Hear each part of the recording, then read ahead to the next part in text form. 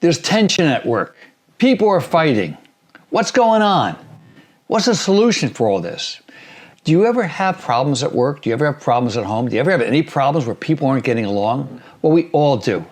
And it happens sometimes in a workplace. Now, we have a great team and a great office, and very rarely does it ever happen. But every now and then it does. And when it does, there's a solution.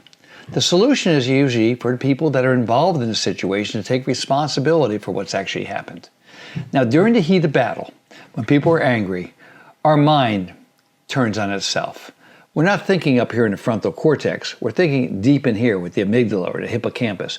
The part of our brain that we call the lizard brain is the part of the brain that gets really angry in traffic. It creates road rage. And oftentimes during road rage, you'll do something that you may regret for the rest of your life. There are people in prison because they did bad things because someone cut them off at a light, and they're now spending 10 to 15 or 20 years or even life imprisonment because something bad that they did.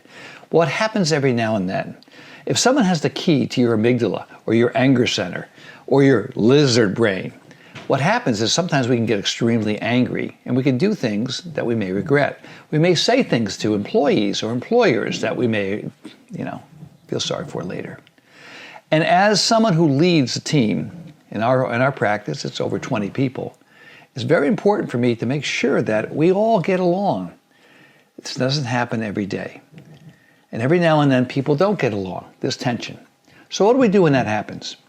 Well, what I usually do is to ask the people involved is to fill out a simple form, and I'll be happy to share it with you if you email me. And the form is basically 4 things. I learned this from Tony Robbins years ago. Matter of fact, when Tony Robbins used to sell cassette tapes, if you remember those, I used to listen to those in my car back about 35 years ago, and I listened to them over and over again. And one thing that always stuck to me was this 4-part message of how to get rid of, tension when people are fighting. And the first thing he says is ask yourself what actually happened. And you write that down. There's actually a paragraph. What happened?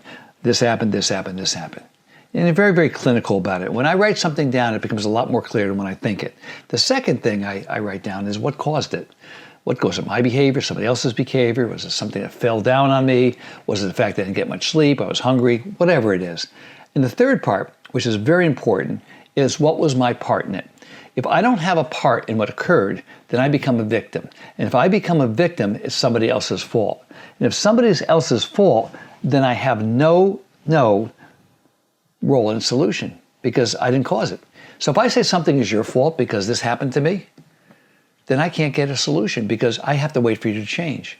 If I say it's my fault, I'm no longer a victim and I'm someone that's in control of my future. And I talk about this a lot when patients come in and they say, I'm unhappy with the treatment, they walk out.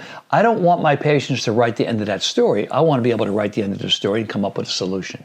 So by looking at the situation or the problem, and if I'm involved in it, if one of my employees are involved in it, I say, what was your part in it?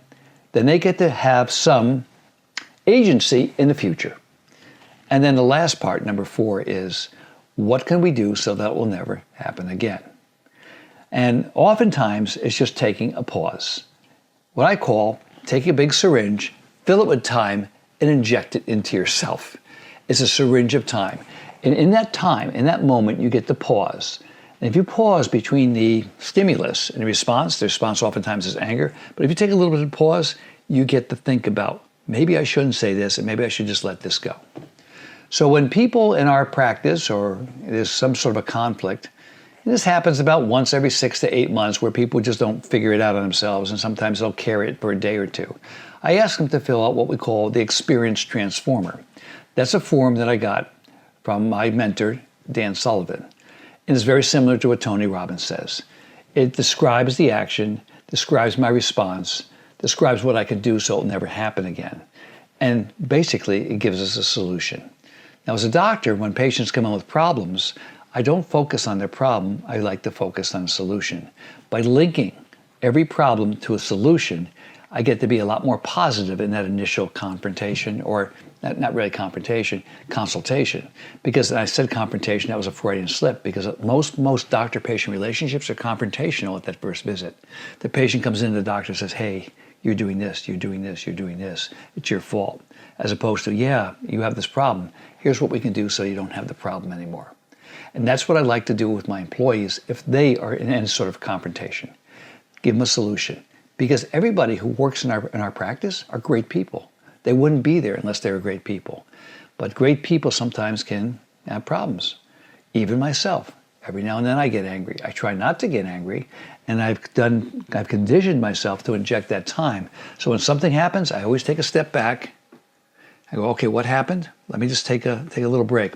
Another thing that I do, and I think this is an important thing to do, it's maybe a little suggestion to some of you, is I take maybe a sticky note or something like this. If something happens during the day, I'll say to one of my employees, I said, could you hand me a sticky note or a business card?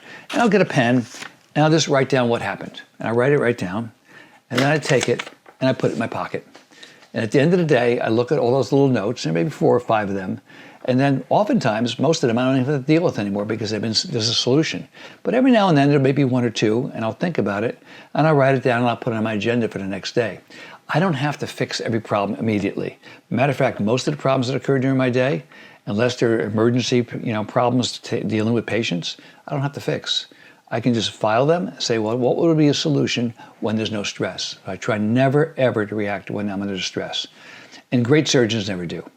If you see a surgeon, getting angry or throwing instruments, probably not a very good surgeon. My partner, he is calm. A bomb, we always joke that we could be putting grenades in his room, bombs go off, and he wouldn't even notice it. The music changes from rock and roll to rap or something like that. He doesn't even hear it because he's totally focused. And great surgeons are like that. Great people are like that. They're focused on doing the right thing. So next time you see a confrontation, and it doesn't have to be in the office, it could be with your family, it could be with your significant other, it could be with a good friend. Think about that experience transformer, what I learned from Dan Sullivan and Tony Robbins. What happened? What caused it? What was my part in it? That's the most important part, because there is your power. And what can I do so it never happens again? I hope that's helpful to you. It's a great little technique, and I've been doing it for years. And I found that I'm a gift to the people that I serve. Have a great day, everybody.